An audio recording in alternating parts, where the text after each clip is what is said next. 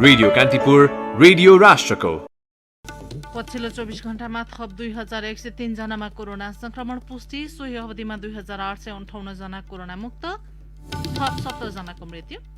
प्रहरीमा 1 AIG र 5 डिआइजीको दरबन्दी थप। दरबन्दी थपिएसँगै आकांक्षी बीच अस्वस्थ प्रतिस्पर्धा सुरु।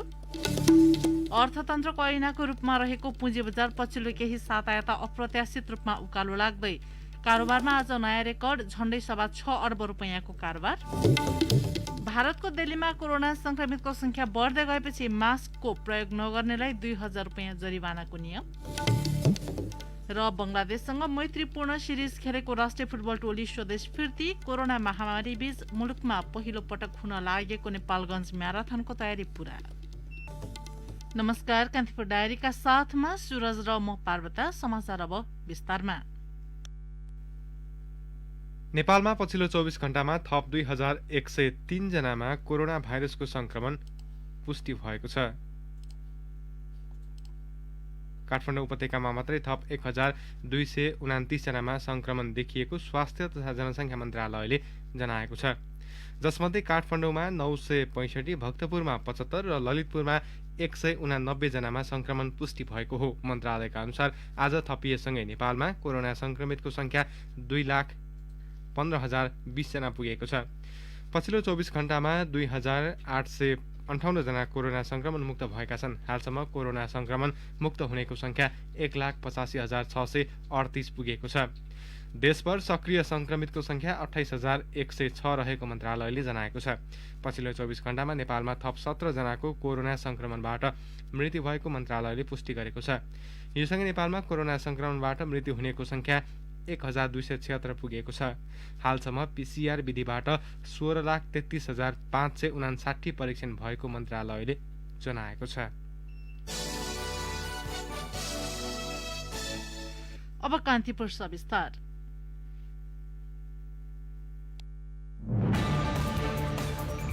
कान्तिपुर सविस्तार। कोरोना भाइरसको महामारीका कारण थलिएको मुलुकको अर्थतन्त्र बिस्तारै तङ्ग्रिँदै गए पनि यसका धेरै क्षेत्र अझै निरन्तर सञ्चालन हुन सकेका छैनन्। अर्थतन्त्रको ऐनाको रूपमा रहेको पुँजी बजार भने पछिल्लो केही साता अप्रत्याशित रूपमा उकालो लागिरहेको छ। केही साता धितोपत्र बजार पछिल्लो उच्च बिन्दुलाई पार गर्दै नयाँ रेकर्ड कायम गरिरहेको छ। राष्ट्रिय योजना आयोगको अध्ययन अनुसार नेपालको कुल गार्हस्थ उत्पादन जीडीपी झण्डै 2 खर्बले घट्न सक्छ। मुलुकमा अझै पनि कोभिड-19 को जोखिम कायमै छ। यसकारण मुलुकको अर्थतन्त्र थप प्रभावित हुने र त्यो अवस्थामा आर्थिक वृद्धि दर ऋणात्मक हुने अनुमान गरिएको छ। लकडाउनका कारण लामो समय बन्द रहेका अर्थतन्त्रका धेरै क्षेत्र अझै निरन्तर सञ्चालन हुन सकेका छैनन्। तर मुलुकको अर्थतन्त्रको ऐनाको रूपमा रहेको पुँजी बजार भने निरन्तर उकालो लागिरहेको छ। केही साता धितोपत्र बजार पछिल्लो उच्च बिन्दुलाई पार गर्दै लगातार उकालो लागिरहेको छ। बजार परिसूचक नेप्से बिहीबार 1778.12 अङ्कमा पुग्यो। यो पछिल्लो 3 वर्ष यताकै उच्च अङ्क हो। यसअघि 2074 साउन 23 गते नेप्से 1667 बिन्दुमा पुगेको थियो। त्यसपछि घट्न थालेको नेप्से 2075 फागुन 5 मा 1109 को न्यून बिन्दुमा झरेको थियो। सो बिन्दुबाट टेवा पाएर बढ्न थालेको नेप्से गत फागुन 18 मा पछिल्लो 1 वर्ष यताकै उच्च 1620.27 बिन्दुमा पुगेको थियो। 2073 साउनमा नेप्से हालसम्मकै उच्च 1881 बिन्दुमा पुगेको थियो। अधिक तरलताका कारण बैंक तथा वित्तीय संस्थाले ब्याज दर घटाउनु, शेयर धितोमा कर्जाको सीमा बढ्नु तथा औषध जोखिम भार घट्नु लगायत कारण पनि शेयर बजारमा अनुकूल अवस्था बन्दै गएको बताउँछन् नेपाल धितोपत्र बोर्डका पूर्व अध्यक्ष रेवत बहादुर कार्की। पनि अहिले लगानीका गतिविधिहरू अलमोस्ट एकदम कम छन्। अन्य वैकल्पिक व्यवसाय नहुँदाखेरि पनि यसमा चाहिँ केही फर्का गर्ने हिसाबमा गरे हुन्छन्। प्रहरको लिक्विडिटी हाई छ अर्थतन्त्रमा। त्यसले गर्दाखेरि यता ब्याज दरसित यसको चाहिँ उल्टो सम्बन्ध हुन्छ। यता ब्याङ्कहरूको ब्याज दर एकदम कम भएर गएको छ डिपोजिटहरूमा। त्यसले गर्दाखेरि पनि यतापट्टि आकर्षण भएको छ। यसको साथसाथै यो अब राष्ट्रिय ब्याङ्कले यो मौद्रिक नीति मार्फत शेयरमा दिने धितो कर्जा भए पनि त्यसको ऊ चाहिँ बढाइदिएको छ लिमिट। शेयर बजार सधैँ बढ्दैन र घट्दैन पनि, एउटै बिन्दुमा बसिरहँदैन पनि। शेयरको चरित्र होइन। शेयर बजार प्रविधि मैत्री हुँदै गएको, नयाँ कम्पनीहरू सूचीकृत भइरहेको, ब्याज दर घट्दै गएको लगायत कारण पनि कारोबारमा बढोत्तरी गरी आइरहेको छ। पुँजी बजारमा फरक किसिमको तरंग पैदा गरेको बताउँछन् शेयर बजारका जानकार अम्बिका पौडेल। पुँजी बजारले कहिल्यै पनि एउटै धार र एउटै गति समाउँदैन। पुँजी बजारले आम लगानीकर्ताको अपेक्षा आम लगानीकर्ताले यसै जाला भन्ने पूर्वानुमान भन्दा फरक किसिमले पुँजी बजार सधैँ जान्छ र अहिले गइरहेको छ। एक सेक्टरमा केही दिन आउँछ अनि अर्को सेक्टर सुस्ताउँछ, अन्त उपसमूह करेक्सन भइरहेको छ कि अचम्मैको। अनि हामीले हेर्दाखेरि कस्तो देखिन्छ, दिनदिनै बढेको देखिन्छ। यो अचम्मैको क्यारेक्टर देखाएको छ, विरोधमा यस्तो क्यारेक्टर बिरलै देखिन्थ्यो। मुलुकको राजनीतिक घटनाक्रमले पनि पुँजी बजारमा उतार चढाव ल्याउँछ। सम्बन्धित निकायमा पदासीन व्यक्तिको त्यो क्षेत्र प्रतिको दृष्टिकोणले पनि आम लगानीकर्ताको मनोविज्ञानलाई प्रभाव पारिरहेको हुन्छ। वर्तमान अर्थमन्त्री विष्णु पौडेललाई लगानीकर्ताले सकारात्मक रूपमा हेरेका कारण पनि पुँजी बजारमा यस्तो अवस्था सृजना भएको बताउँछन् पुनः धितोपत्र बोर्डका पूर्व अध्यक्ष कार्की। यो अर्थतन्त्रकै सुधार गर्छु भन्ने हिसाबको अहिलेको अर्थमन्त्रीलाई अलिकति सकारात्मक रूपमा लगानीकर्ताले हेरेर पनि यो स्थिति भएको जस्तो मलाई लाग्छ। अब अहिले सरकार त्यही हो, तर खालि अर्थमन्त्रीज्यू मात्रै परिवर्तन हुनुभएको हो होइन, नीतिगत त्यत्रो परिवर्तन भएको छैन। तर उहाँले केही गर्छु अर्थतन्त्र भन्ने हिसाबमा नि र उहाँ हुँदाखेरि अलिकति सकारात्मक रूपमै लगानीकर्ताले हेरेका थिए, त्यो हिसाबले चाहिँ भएको जस्तो लाग्छ मलाई। पुँजी बजार बढ्दो अवस्थामा रहँदा साना लगानीकर्ता भने होसियार बन्नुपर्छ। खास गरी ठूला लगानीकर्ताले हल्ला पिटेर साना लगानीकर्तालाई महँगोमा शेयर किनाउने प्रचलन यहाँ बढ्दो छ। अरूको लहै लहैमा लागेर भन्दा पनि कम्पनीको सम्पूर्ण वित्तीय अवस्था बुझेर मात्रै लगानी गर्नुपर्ने बताउँछन् नेपाल धितोपत्र बोर्डका कार्यकारी निर्देशक निरज गिरी। हामी एज अ रेगुलेटर हामीले चाहिँ नि लगानीकर्तालाई जहिले पनि भनौँ र अहिले पनि अलिकति सजगतापूर्ण चाहिँ लगानी गर्नुहोस् है। आफूले जुन शेयर किनिरहेको छ त्यो कम्पनीको वित्तीय अवस्था के छ, त्यसले भविष्यमा प्रतिफल दिन सक्छ कि सक्दैन, त्यस्तो कुराहरू चाहिँ अध्ययन गर्नुपर्छ। न कि भनौँ न अब हाम्रो जस्तो रिटेल इन्भेस्टर्सहरू बढी भएको ठाउँमा विभिन्न किसिमको हल्ला आउँछन् होइन, त्यो भन्दा पनि आफूले खरिद गर्ने शेयरको हेरेर भनेर। त्यसैले अहिले चाहिँ नि अब मान्छेलाई लगानी गर्ने काहीँ ठाउँ छैन र यहीँ लगानी गरौँ भन्ने किसिमको सोचबाट पनि बजार चाहिँ यसरी बढिरहेको हो भन्ने चाहिँ हामीले अनुमान गरेको छौँ। शेयर बजार मनोवैज्ञानिक पनि हुन्छ। पुँजी बजारमा लगानीकर्ताको खरिद बिक्रीबाट नै मूल्यको निर्धारण हुन्छ। बिस्तारै सरकारी संयन्त्र र लगानीकर्ताहरू परिपक्व बन्दै जान थालेका छन् भने मोफसलमा बजार विस्तारको कार्य सुरु भएको छ। अनलाइन कारोबारमा लगानीकर्ताहरू अभ्यस्त बन्दैछन्, जसका कारण पनि शेयर बजारमा सुखद संकेतहरू देखिएका छन्। तर सीमित व्यक्ति र समूहको धारणाले बजारलाई प्रभावित बनाइराखेको कुरा पनि सत्य हो। त्यसैले पनि लगानीकर्ताहरू होसियार भएरै बजारमा अगाडि बढ्नुपर्छ, किनभने जुनसुकै लगानीमा पनि जोखिम बेहोर्ने लगानीकर्ता नै हो। रेडियो कान्तिपुरका लागि सूरज राजथला। कान्तिपुर सविस्तार।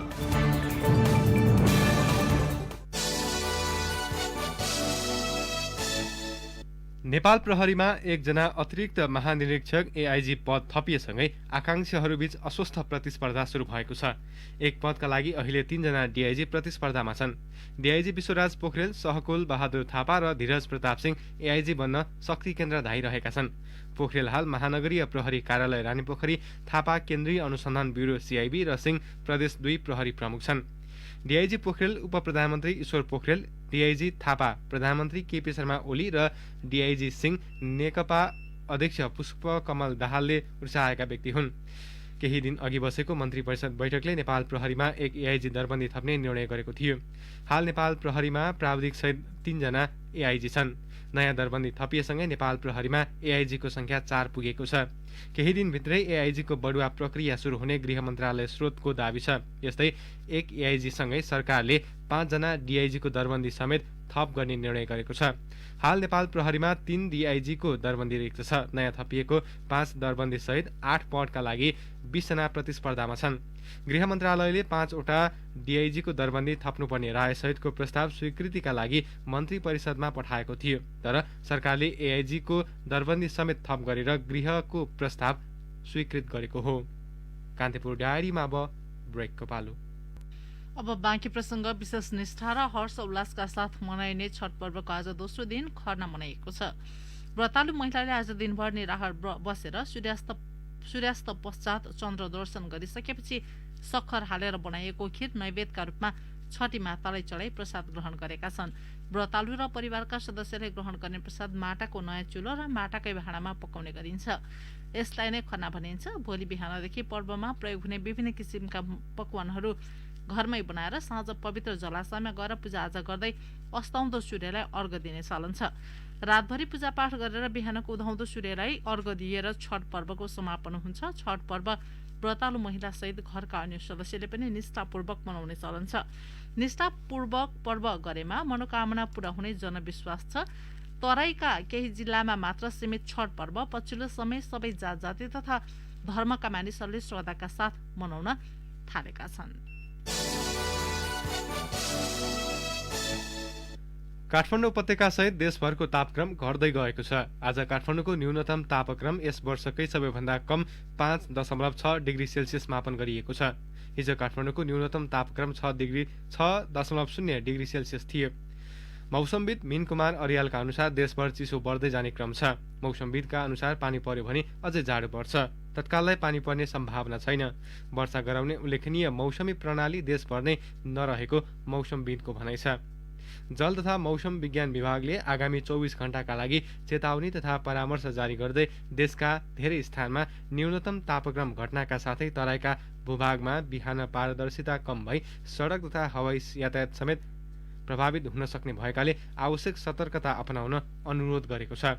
मौसम पूर्वानुमान महाशाखाको पछिल्लो विवरण अनुसार आज काठमाडौँ उपत्यकाको न्यूनतम तापक्रम 5.6 डिग्री सेल्सियस र अधिकतम तापक्रम 22.3 डिग्री सेल्सियस रहेको छ। यस्तै आज सबैभन्दा कम जुम्लाको न्यूनतम तापक्रम -2.5 डिग्री र सबैभन्दा धेरै विराटनगरको न्यूनतम तापक्रम 14.0 डिग्री सेल्सियस रहेको छ।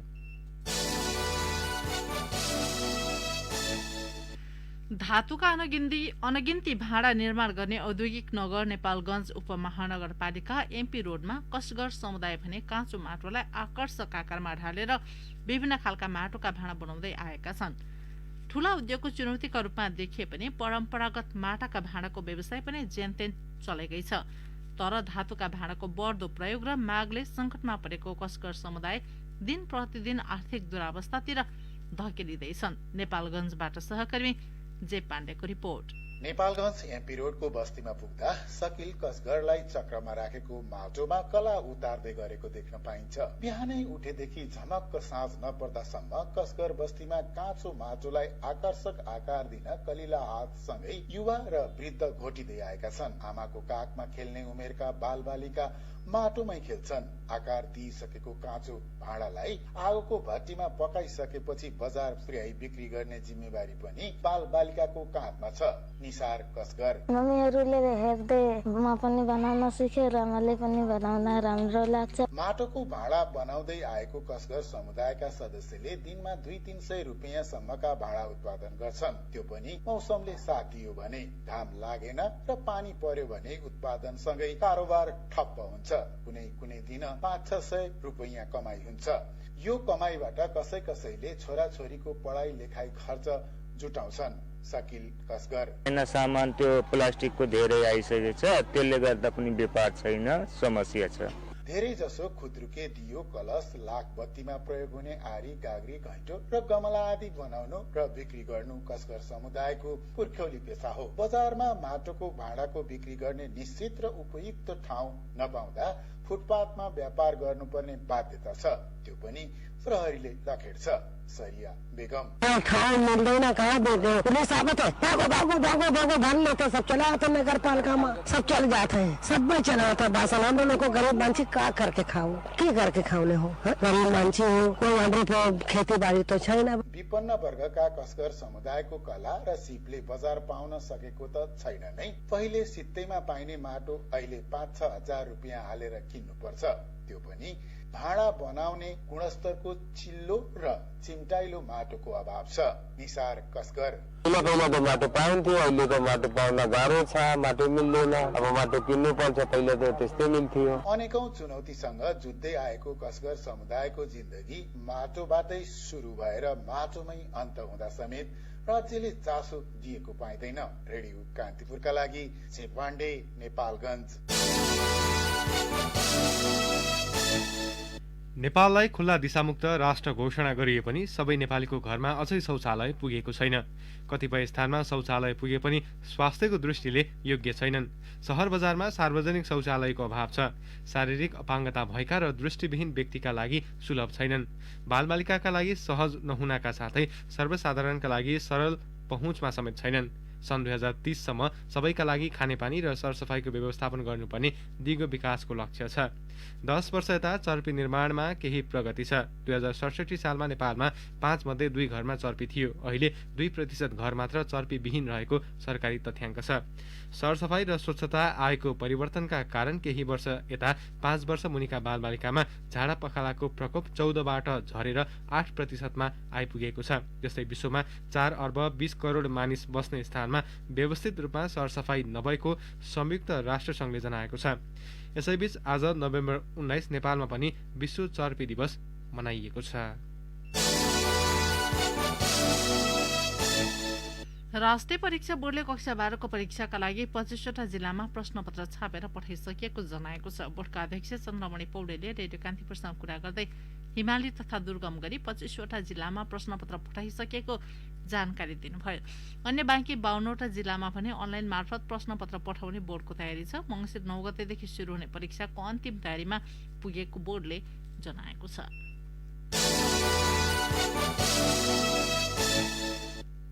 कान्तिपुर कर्मी गोकर्ण गौतमको निधन भएको छ। मस्तिष्कको नसामा समस्या आएपछि शल्यक्रिया गर्दा रक्तस्राव भई उनको आज निधन भएको हो।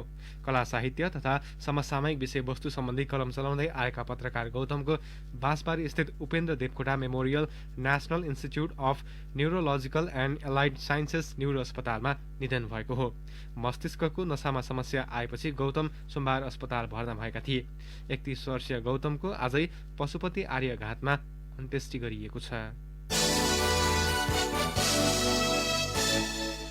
अब केही समाचार संक्षेपमा। पर्सा स्थित शीर्षिया सुक्खा बन्दरगाह भन्सार कार्यालयले कार्तिकमा लक्ष्यभन्दा 1.5 गुणा बढी राजस्व सङ्कलन गरेको छ। भन्सारले कार्तिकमा 2 अर्ब 5 करोड 42 लाख 8 हजार रुपियाँ राजस्व सङ्कलनको लक्ष्य पाएकोमा 3 अर्ब 11 करोड 16 लाख 47 हजार रुपियाँ असुली गरेको छ। ढुङ्गाले हानेर 4 वर्षीय बालिकाको हत्या गरेको अभियोगमा मकवानपुरको बागमती गाउँपालिका 7 लामीटारबाट प्रहरीले 16 वर्षीय युवक साजन ब्लोनलाई पक्राउ गरेको छ। कोरोना संक्रमणबाट भोजपुरमा पहिलो पटक एक युवतीको मृत्यु भएपछि आजदेखि सडानन्द नगरपालिका एक साताका लागि सिल गरिएको छ। र सङ्खुवासभाको 5 खपन नगरपालिका 4 फापुङ स्थित सडकमा बेवारिस अवस्थामा फेला परेको सिलिन्डर बम नेपाली सेनाको टोलीले निष्क्रिय पारेको छ। कान्तिपुर डायरीमा अब पर्वत डायरीको पालो। नमस्कार, पर्वत डायरीबाट म रामकृष्ण लामिछानेको। कुस्मा नगरपालिका 2 खुरकोटले एक घर एक धारा खानेपानी आयोजना विस्तार गर्न लागेको छ। खानेपानी तथा सरसफाई डिभिजन कार्यालय बागलुङबाट 11 करोड निकासा गरी गत असोज पहिलो साताबाट काम सुरु भएको हो। करिब 653 मध्ये 200 घरधुरीमा धारा निर्माण भइसकेको छ। 18 महिनामा सक्ने सम्झौता भए पनि चालु आर्थिक वर्षभित्र सक्ने गरी काम गरेको वडाध्यक्ष यादुनाथ शर्मा बास्तोलाले बताउनु भयो। दक्षिण पर्वतको पयुँ गाउँपालिका 4 हुवासमा पर्ने सेती खोलामा पक्की पुल निर्माण सुरु भएको छ। स्थानीय गल्छिना घाटमा निर्माण गर्न लागिएको पुलको काम यसै सातादेखि सुरु भएको हो। यो पुल निर्माणका लागि 4 करोड 14 लाख 55 हजार 384 रुपियाँमा सम्झौता भएको छ। विक्रमसम्म 2077 जेठ 4 गते सम्झौता भए पनि झण्डै कोभिड-19 का कारण 5 महिनापछि सुरु भएको सडक डिभिजन कार्यालय बागलुङले जानकारी दिएको छ। कुस्मा नगरपालिकाले सार्वजनिक जग्गामा बसोबास गर्नेलाई सो जग्गा खाली गर्न 15 दिने अल्टिमेटम दिएको छ। नगरपालिकाका प्रमुख प्रशासकीय अधिकृत हरि पंगेनीले एक सूचना जारी गर्दै कुस्मा नगरपालिका वडा नम्बर 5 बडगाउँमा रहेका सार्वजनिक जग्गामा बनेका घरटहरा 15 दिनभित्र खाली गर्न निर्देशन दिनुभएको हो। नगरपालिकाकै सार्वजनिक जग्गा र अन्य सरकारी जग्गा अतिक्रमण गरी घरटहरा निर्माण भइरहेका छन्। पर्वतमा भिरबाट लडेर एकजनाको मृत्यु भएको छ। जिल्लाको महाशिला गाउँपालिका 5 लामेका 53 वर्षीय नरबहादुर सुनारको भिरबाट लडेर मृत्यु भएको हो। यस्तै नारायणघाट मुगलिन सडक खण्डमा बुधबार मोटरसाइकल दुर्घटना हुँदा पर्वतको आर्थरका एकजना युवाको मृत्यु भएको छ। चितवनको इच्छाकामना गाउँपालिका वडा नम्बर 6 चेपाङ डाँडा स्थित सडकबाट मोटरसाइकल अनियन्त्रित भई 50 मिटर तल त्रिशुली नदीमा खस्दा घटना भएको हो। अवस्था पर्वत डायरी आजलाई यति नै। रामकृष्ण लामिछाने बिदा हुन्छु। नमस्कार। जिल्ला डायरीपछि कान्तिपुर डायरीमा पुनः ब्रेकको पालो। कान्तिपुर डायरीमा आर्थिक समाचार। शेयर कारोबार हुने साताको अन्तिम दिन आज धितोपत्र बजारमा झण्डै 6.25 अर्ब रुपैयाँ बराबरको कारोबार भएको छ। 2.8%ले उकालो लागेको धितो पत्र बजारमा आज 6,11,60,30,00,000 रुपैयाँ बराबरको कारोबार भएको छ। यो हालसम्मकै उच्च कारोबार हो। यसअघि 2076 फागुन 11 मा 4,84,74,00,000 रुपैयाँ बराबरको कारोबार भएको थियो। बजार परिसूचक नेप्से आज 36.32 अङ्कले उकालो लागेर 1,778.12 बिन्दुमा पुगेको छ। नेप्सेमा आज कुल 198 कम्पनीका 56,341 कारोबारबाट 1,40,62,507 किता सेयर किनबेच भएको नेपाल स्टक एक्सचेन्जले जनाएको छ। यो कारोबार रकम तथा कारोबार संख्याका आधारमा धितो पत्रको दोस्रो बजार कारोबारमा कायम भएको नयाँ कीर्तिमान हो। नेप्सेमा आज कारोबार भएका सबै कम्पनी समूहको उपसूचक उकालो लागेको छ। सबैभन्दा बढी निर्जीवन बीमा कम्पनी समूहको उपसूचक 379.16 अङ्कले बढेको छ। यस्तै जीवन बीमाको 376.15, उत्पादनमूलकको 204.74, व्यापारको 198.4, होटलको 181.63 र अन्य कम्पनी समूहको उपसूचक 58.15 अङ्कले बढेको छ। अब अन्तर्राष्ट्रिय प्रसङ्ग। भारतको दिल्लीमा कोरोना संक्रमितको संख्या बढ्दै गएपछि थप कडाई गर्दै मास्कको प्रयोग अनिवार्य गरिएको छ। मुख्यमन्त्री अरविन्द केजरीवालले मास्कको प्रयोग नगर्नेलाई 2,000 रुपैयाँ जरिवाना लिने घोषणा गर्नुभएको हो। यसअघि दिल्लीमा मास्क नलगाउने व्यक्तिलाई 500 रुपैयाँ जरिवाना तोकिएको थियो। विवाहका लागि दिएको छुट फिर्ता लिएसँगै अब दिल्लीमा मास्क नलगाउने व्यक्तिमाथि पनि कारबाही गरिने भएको हो। मुख्यमन्त्री केजरीवालले आज सर्वदलीय बैठकका क्रममा यसबारे छलफल गरेको भारतीय सञ्चार माध्यमले जनाएका छन्। यसका साथै केजरीवालले विपक्षी दलहरूसँग कोरोनाको समयमा राजनीति नगर्न र दिल्लीवासीलाई घरमै बसेर छठ मनाउन समेत आग्रह गर्नुभएको छ। इथियोपियाका सेना प्रमुख बहानु जुलालले विश्व स्वास्थ्य संगठन WHO का प्रमुख तेद्रोस अधानम ग्रेबेससले संघीय सेनासँग संघर्षरत Tigray People's Liberation Front TPLF को पक्षमा पैरवी र समर्थन गरेको आरोप लगाएका छन्। सेना प्रमुख जुलालले WHO का प्रमुख तेद्रोसले TPLF लाई मद्दत गर्न कुनै कसर नछाडेको आरोप लगाएको बीबीसीले उल्लेख गरेको छ। ग्रेबेसस अघिल्लो इथियोपियाको सरकारमा स्वास्थ्य मन्त्री थिए, जसको नेतृत्व TPLF ले गरेको थियो। WHO ले भने यसबारे कुनै प्रतिक्रिया दिएको छैन। इथियोपियाका प्रधानमन्त्री अबी अहमदले भने देशमा शान्ति र सुव्यवस्था पुनर्स्थापना गर्न TPLF विरुद्ध सैन्य अभियान अपरिहार्य रहेको बताएका छन्।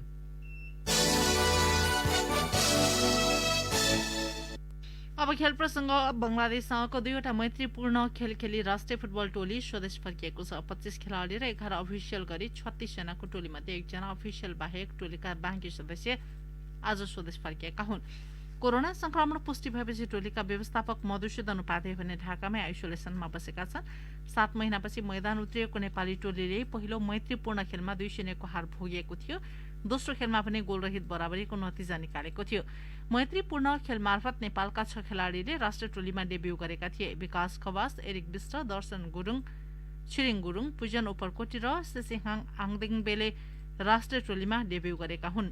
टोलीलाई ललितपुरको साधोबाट स्थित एन्फा होस्टलमा राखिएको छ। विश्वकप छनौटको तयारीमा रहेको नेपाली टोलीले यसै महिनाभित्र घरेलु मैदानमा अर्को मैत्रीपूर्ण खेल खेल्ने तयारी गरिरहेको छ।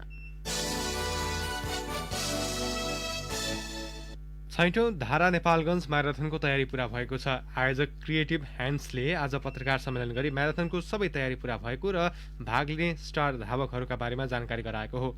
म्याराथनमा 13औं सागका स्वर्ण पदक विजेताद्वय किरण सिंह बोगटी र गोपीचन्द्र पार्की सहित 20 भन्दा बढीले प्रतिस्पर्धा गर्ने भएका छन्। सागमा किरणले म्याराथन र गोपीले 5000 मिटरमा स्वर्ण पदक जितेका थिए। कोरोना महामारीका कारण 8 महिना यता नेपाली खेलकुद ठप्प छ। यसबीचमा मुलुकभित्र हुन लागेको यो पहिलो म्याराथन हो। नेपाल कोरोनाकै कारण ठूलो जमघट गर्न उपयुक्त नभएपछि विगतको भन्दा म्याराथनमा समावेश हुने इभेन्ट पनि घटाइएको छ। पुरुष खुल्लातर्फ म्याराथन, महिलातर्फको हाफ म्याराथन, 3 किलोमिटरको कर्पोरेट रन मात्रै समावेश गरिएको आयोजकले जनाएको छ। अन्त्यमा बुलेटिनका प्रमुख प्रसङ्ग पुनः एकपटक। पछिल्लो 24 घण्टामा थप 2103 जनामा कोरोना संक्रमण पुष्टि। सोही अवधिमा 2858 जना कोरोना मुक्त, थप 17 जनाको मृत्यु। प्रहरीमा 1 एआइजी र 5 डिआइजी को दरबन्दी थप। दरबन्दी थपेसँगै आकांक्षी बीच अस्वस्थ प्रतिस्पर्धा सुरु। अर्थतन्त्रको ऐनाको रूपमा रहेको पुँजी बजार पछिल्लो केही साता यता अप्रत्याशित रूपमा उकालो लाग्दै कारोबारमा आज नयाँ रेकर्ड। झण्डै 6 अर्ब रुपैयाँको कारोबार। भारतको दिल्लीमा कोरोना संक्रमितको संख्या बढ्दै गएपछि मास्कको प्रयोग नगर्नेलाई 2000 रुपैयाँ जरिवानाको नियम। र बंगलादेशसँग मैत्रीपूर्ण सिरिज खेलेको राष्ट्रिय फुटबल टोली स्वदेश फिर्ती। कोरोना महामारी बीच मुलुकमा पहिलो पटक हुन लागेको नेपालगञ्ज म्याराथनको तयारी पूरा। हवस् त यिनै प्रसङ्गसँगै कान्तिपुर डायरीका आजका सम्पूर्ण बुलेटिन यही सकिन्छन्। भोलि बिहान 6:30 बजे नियमित बुलेटिन हुने नै छ। सुरज र म पार्वत आज्ञा माग्छौं। नमस्कार, शुभरात्रि।